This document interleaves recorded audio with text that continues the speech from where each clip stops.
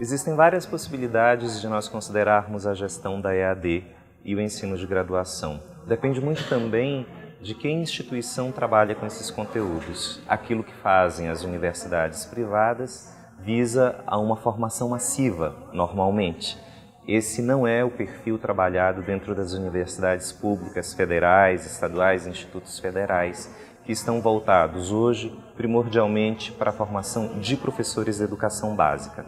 Isso exige das escolas, que são as escolas formadoras, falo eu das universidades e dos institutos, que a gente tenha estratégias e formas de ensino-aprendizagem que contemplem de maneira democrática e cidadã o uso das tecnologias. Quando eu falo de cidadã, eu quero dizer de formas cidadãs de uso das tecnologias, eu quero dizer que elas precisam ser democratizadas, elas precisam atender a variada comunidade que está em diferentes pontos do país, principalmente isso. Do ponto de vista da aplicabilidade das tecnologias e das mídias digitais, por exemplo, na formação de alunos da modalidade presencial, parece que a gente não faz muita coisa e nós estamos preocupados em fazer sim. O ideal é a gente falar em uma convergência entre modalidades. Isso se nós estamos falando de ensino de graduação. Por outro lado, quando nós falamos especificamente de modalidade à distância e da formação de professores e alunos na modalidade à distância, a gente tem que pensar nas maneiras como a educação à distância se efetiva, na logística que isso significa, produção de material didático, produção de vídeos, produção de material complementar e, ao mesmo tempo, se nós pensarmos nas dimensões continentais do Brasil, o que envolve a ida de profissionais aos polos de ensino, como eles vão e de que maneira eles chegam a essas populações. A gente precisa pensar também que, do modo como vem se estruturando no Brasil, a gestão da educação à distância não se dá apenas a partir do seu locus, que é a universidade, o instituto, enfim, das escolas. A gente precisa pensar que existem políticas que estão acima de nós mesmos e, desse modo, a maneira como essas políticas são conduzidas, como elas são debatidas e como as várias comunidades escolares fazem uso dessas políticas. Se nós pensarmos que ao longo dos últimos 10 anos, eu falo a partir notadamente de 2005 e 2006, em especial 2006, quando as primeiras políticas nacionais para a promoção da educação à distância são implementadas, e nós pensarmos que estamos em 2016 vivendo um cenário econômico de pouquíssima vantagem para a educação superior brasileira, eu posso dizer seguramente que nós estamos aprendendo a fazer educação à distância. Mas nós temos também, em contrapartida, um chão construído, uma década de trabalho. Essa década de trabalho consiste na formação, por exemplo, aqui em São Carlos, de engenheiros, de professores, de técnicos, e ao redor dessas formações, que são as formações dadas, por exemplo, pela Universidade Aberta do Brasil, mas por outras instituições também, a gente pode pensar que um conjunto de profissionais se forma.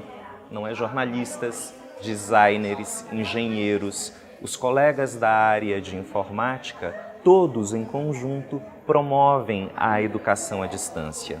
Se eu fosse instado a responder de maneira muito ampla e de algum modo funda a essa questão, qual é o lugar da gestão de EAD como uma política e como um processo que atinge a educação à distância na formação em graduação, eu diria que nós temos um conjunto de profissionais extremamente qualificados que precisam trabalhar juntos.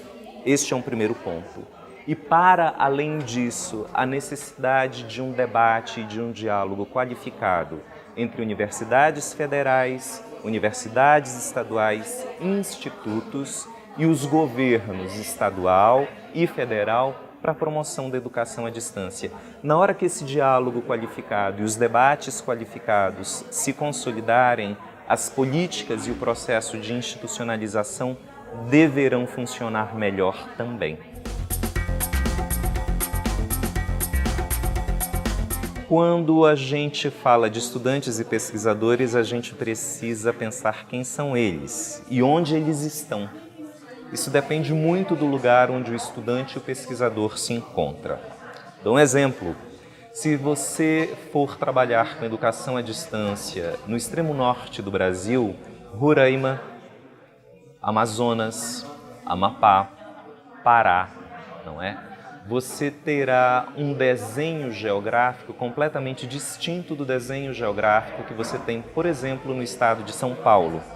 Eu posso perfeitamente vir de São Paulo ou posso perfeitamente vir de uma outra capital em redor de São Paulo, por exemplo, de Belo Horizonte, e chegar aqui de carro. Isto não é possível num cenário amazônico, onde as distâncias continentais forçam o professor, forçam os coordenadores de tutoria, forçam os pesquisadores a se deslocarem por grandes áreas para entender o que cada comunidade precisa. Dou um exemplo, por exemplo, uma comunidade que está próxima aos grandes lagos amazônicos necessita de formação de AD. Claro que ela precisa de professores na educação básica, professores de língua portuguesa, professores de matemática, professores de ciências, mas ela precisa também entender que o mundo em que ela está inserida demanda uma espécie de informação que vai para além da língua portuguesa, para além da matemática e das ciências como são ensinadas na educação básica. É preciso entender da importância da água no mundo, por exemplo, e que a água pode ser um bem finito. Sendo um bem finito, como nós podemos preservá-la, como nós podemos conservar esse bem e os nossos mananciais.